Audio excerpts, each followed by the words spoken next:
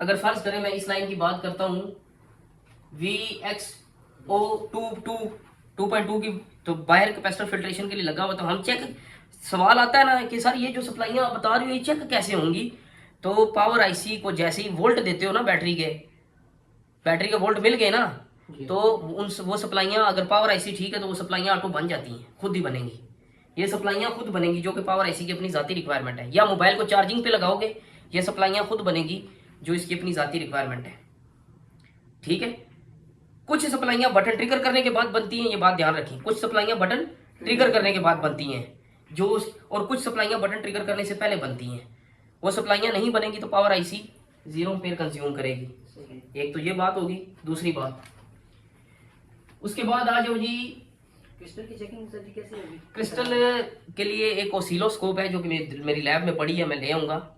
हम क्रिस्टल जो है पल्स बना रहा है। बेसिकली एक logic low, logic high pulse होते हैं, डिजिटल पल्स होते हैं, फ्रिक्वेंसी होती है वहाँ पे। तो वो जो बनती है फ्रिक्वेंसी, वो हम मीटर से चेक नहीं कर सकते।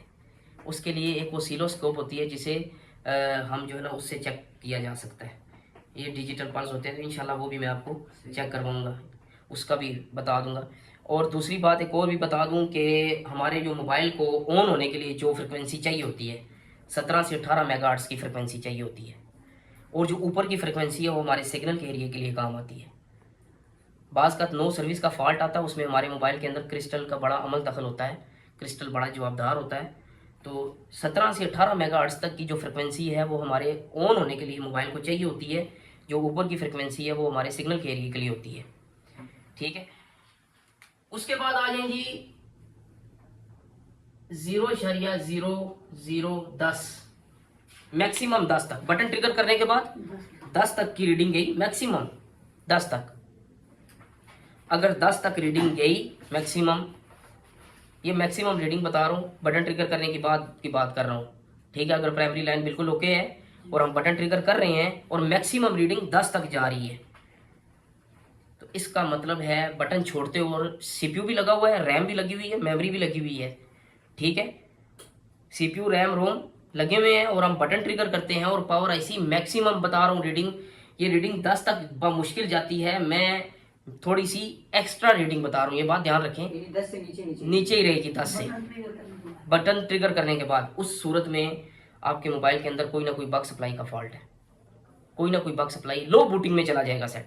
बटन ट्रिगर होगा मगर 10 से नीचे रीडिंग रहेगी, उस सूरत में बग सप्लाइयों में से कोई ना कोई सप्लाई शॉर्ट है, या सप्लाई पावर आईसी बना नहीं रही, या सप्लाई कोई शॉर्ट है या पावर आईसी सप्लाई बना नहीं रही। ठीक है। उसके बाद फर्ज करें जी, बटन ट्रिगर करने के बाद मैक्सिमम रीडिंग 30 तक जाती है।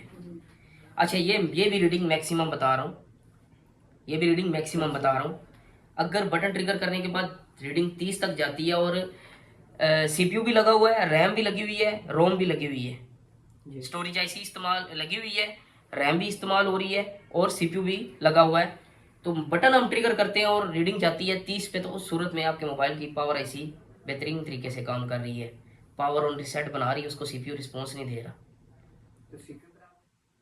उस पर डिपेंड करता है, वो बात करते हैं। ठीक है। अगर मैक्सिमम ये रीडिंग 20 पे भी हो सकती है, 18 पे भी हो सकती है, 15 पे भी हो सकती है। ठीक है। 30 से नीचे होनी चाहिए। ठीक है। अगर बटन ट्रिगर करते हैं और मैक्सिमम 30 तक रीडिंग जाती है, उस सूरत में आपके मोबाइल की जो पावर आईसी है वो ठीक तरीके से काम कर रही है। आपको काम कहाँ पे करना पड़ेगा,